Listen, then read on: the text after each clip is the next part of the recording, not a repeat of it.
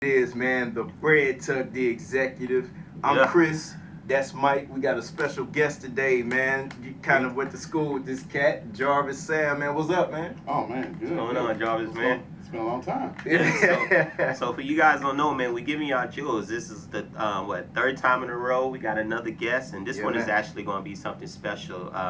You guys know me and Sierra. I went to school, but Jarvis actually went to middle school with us. Shout out to Yeah, them man. Vondra Mustangs as well. Mustangs. Yeah, man. You know what I mean? Man, how you been, man? What's up, Yeah. man? Oh, everything's good, man. Just got married not too long ago. And, Okay. Congrats, man. You know, Congrats. Congrats, man. Welcome to the club, man. man, I'm in the club. I'm Yeah, definitely man. not in that club. You and this dude right here. Yeah, man. That's what's up, man. I mean, man, look, man, this topic we're about to get into, man, this leadership topic, man. But first, let Jarvis explain who he is and what he do for Yeah, the people, yeah. man. Oh man, well I'm Jarvis, like they said.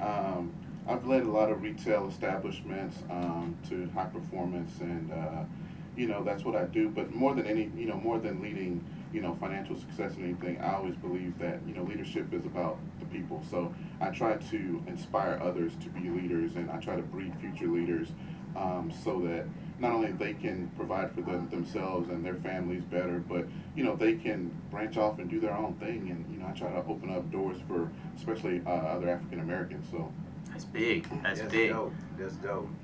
Man, so y'all ready to get into this topic, man? Let's go, man. All right. Leadership. Let's talk about it. Yeah, man, and what I want to talk about first, man, I want to talk about business leadership, right? Because I think how this all came about. I put out a solo video, and then after you saw my video, you text me and you was like, man, I'm actually working on something with leadership. Absolutely. And I was like, wow, I got to connect you with Mike, and we all got to get on camera and talk about this, man. Before we jump into this, okay, I feel like you guys are better equipped for this because I know you run a bit. You're running a establishment for somebody, and you actually own an establishment. So the first question I want to ask is, what exactly, when we talk about leadership, what qualifies you to lead, Jarvis? wow, what qualifies me to lead? You really have to first thing, you got to be passionate about leading. Okay. If you're not passionate about leading, if it's not something that's natural to you, you just won't be successful at it. Okay. I always urge people, don't become a leader in something that you're not passionate about, because the people that are behind you that you're trying to lead, they have to have your buy-in, and they can detect your passion or your lack of passion. So passion is the number one thing that makes you qualified to be a leader. Wow. I'm not sure if Mike has any thoughts on that. One thing I learned from being a leader, personally, and what I do as well, is that leaders take accountability for themselves. The biggest thing I used to struggle with first in my leadership, I used to have frustration of what people aren't doing. And then I realized the reason why they aren't doing it is because I'm not leading by example for them to do it. Oh. So, that's one of the hardest things that I had to learn with leadership is, take accountability for yourself. Don't blame others. Anything that goes wrong in your establishment, your business, it always points back to you, regardless if it's not really technically your fault, but you still take accountability Yeah, for it. it's ownership. Leadership is all about ownership. You can't pass the buck, because everyone's looking at you as the leader. And Exactly. I think we all struggle with that when we're young and trying to lead. We get that positional leadership. We get into a company and they say, "Oh, you got the keys to the establishment," and you let it go to your head, and it's just positional leadership. No one respects positional leadership, especially in this day and age where people are more educated than they've ever been before. People can look on their phone and Google anything. Exactly. Back in the day, managers and leaders could be different because they had a special type of training that only they got. But everything's available on the computer. Let me ask you this, Jarvis. Do you think, with being leaders in business, do you think it is harder because, like you said, that with social media and technology and everything, so many people that you may lead, they look up to you like, hey, I can do this better than you simply because I can learn the same thing that you're learning. Do you think that it makes it harder for us as leaders because it comes more with just what you can learn? It comes more with your character. It comes more with how much can you stand when the pressure gets tough? Right, and I think you pretty much answered the question within that question is you do have to, it is your character. Yeah. Because, just because people have knowledge doesn't make them leaders. Yeah. Leading is I'm going to take the hit for this. Exactly. I'm going to show you the way. I'm going to be innovative, and I'm going to find ways to strategically work through these problems, Sure. as to where you may have Googled something and found this information on Wikipedia, but I can innovate. I can show you better ways. I can show you multiple ways. So it is your character.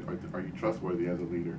Exactly. Wow, that's heat, man. I heard you say positional leadership. Yes. Now watch this. I'm gonna take you back to a time when I was waiting tables. I always go back to this time because this time was.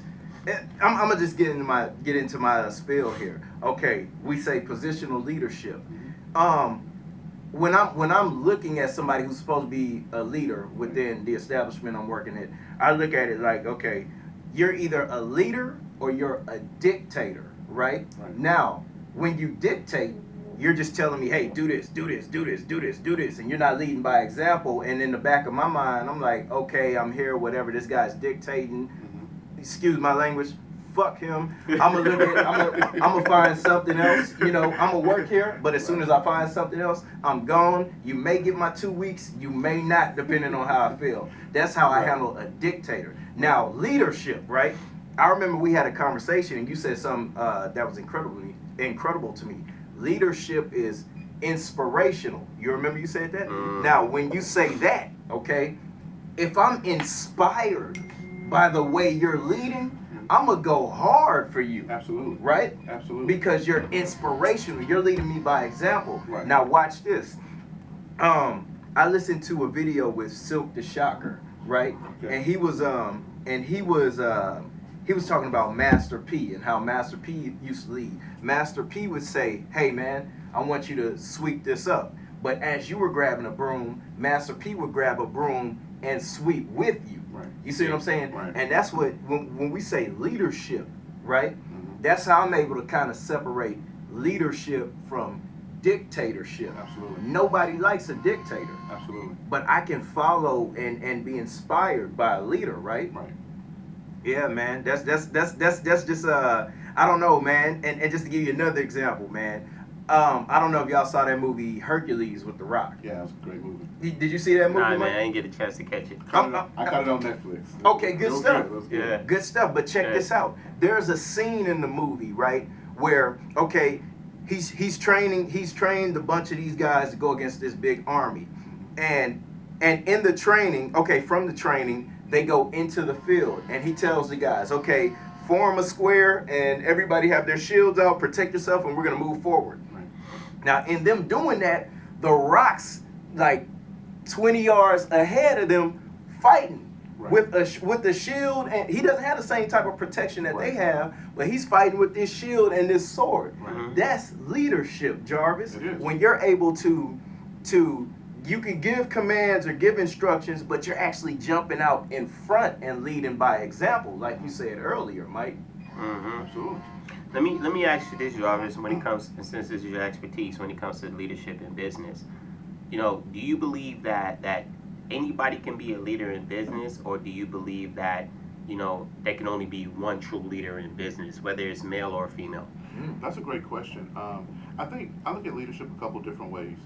Some people look at only this person at the top as the leader, or only supervisors are leaders. But really, let's take example, a restaurant.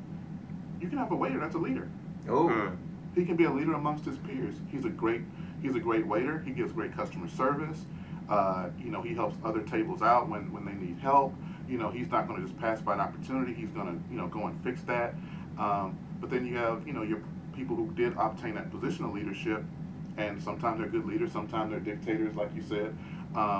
But leadership can really come from anywhere. I mean, you can't. Some people are born as leaders. Some people learn it along the way. I think for myself, I think I was born with it a little bit, but at the same time, I learned from other leaders along the way, and I even learned from bad leaders. I had bad leaders I worked for. And you learn, you learn what not to do from bad leadership.